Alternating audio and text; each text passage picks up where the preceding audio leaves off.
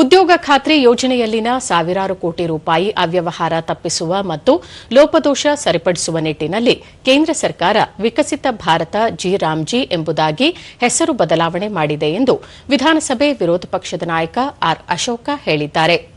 ಮೈಸೂರಿನಲ್ಲಿ ನಿನ್ನೆ ಸುದ್ದಿಗಾರರೊಂದಿಗೆ ಅವರು ವಾಲ್ಮೀಕಿ ಅಭಿವೃದ್ಧಿ ನಿಗಮದ ಹಣ ದುರುಪಯೋಗವಾದಂತೆ ಜಿ ರಾಮ್ಜಿ ಯೋಜನೆಯಲ್ಲಿ ಭ್ರಷ್ಟಾಚಾರ ಎಸಗಲು ಸಾಧ್ಯವಾಗದಿರುವುದರಿಂದ ಕಾಂಗ್ರೆಸ್ ನಾಯಕರು ಕೇಂದ್ರದ ಈ ಹೆಸರು ಬದಲಾವಣೆ ಕುರಿತು ವಿರೋಧ ವ್ಯಕ್ತಪಡಿಸುತ್ತಿದ್ದಾರೆ. ಮನ್ರೇಗಾ ಯೋಜನೆಯ ರೀತಿಯಲ್ಲಿ ಜಿ ರಾಮ್ಜಿ ಯೋಜನೆಯಲ್ಲಿ ನಕಲಿ ಜಾಬ್ ಕಾರ್ಡ್ ಮಾಡಲು ಸಾಧ್ಯವಿಲ್ಲ. ಜಿ ರಾಮ್ಜಿ ಯೋಜನೆಯಲ್ಲಿ ವೇತನ ಪಾವತಿ ಸಹ ಕಾಲಮಿತಿಯಲ್ಲೇ ಆಗುತ್ತದೆ. ಅಲ್ಲದೆ ಈ ಯೋಜನೆಯಿಂದಾಗಿ ರಾಜ್ಯಕ್ಕೆ ಕೇಂದ್ರದಿಂದ 17,000 ಕೋಟಿ ರೂಪಾಯಿ ಬರಲಿದೆ ಎಂದು ಹೇಳಿದರು.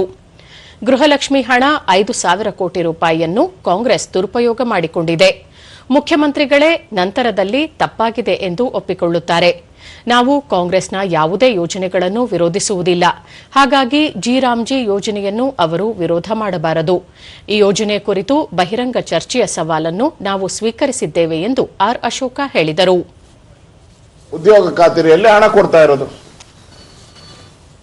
10,000 ಕೋಟಿ ಕೊಡಕ್ಕೆ ಅವರಿಗೆ ಪ್ರಾಬ್ಲಮ್ ಇದೆ.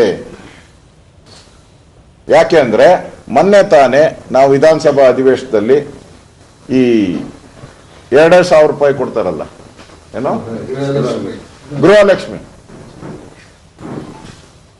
ಆ ಗೃಹಕ್ಕೆ ಬರ್ಬೇಕಾಗಿದ್ದ 2,000 ರೂಪಾಯಿ 2 ತಿಂಗಳು ಲೂಟಿ ಹೊಡೆದ್ಬಿಟ್ಟಿದ್ದಾರೆ. ಮುಖ್ಯಮಂತ್ರಿ ಅಧಿವೇಶನದಲ್ಲಿ ಹೇಳಿದ್ರು ತಪ್ಪಾಗ್ಬಿಟ್ಟಿದೆ ಅಂತಂದ್ರು, ಮಂತ್ರಿ ಹೇಳಿದ್ರು ಕೈ ತಪ್ಪಾಗ್ಬಿಟ್ಟಿದೆ ಅಂತ ಹೇಳಿದ್ರು. ಕೊನೆಗೆ ಡಿ ಕೆ ಶಿವಕುಮಾರ್ ಅವರು, ಗೊತ್ತಲ್ಲ ಡಿ ಕೆ ಶಿವಕುಮಾರ್ ಅವ್ರು ಬಂದ್ರು.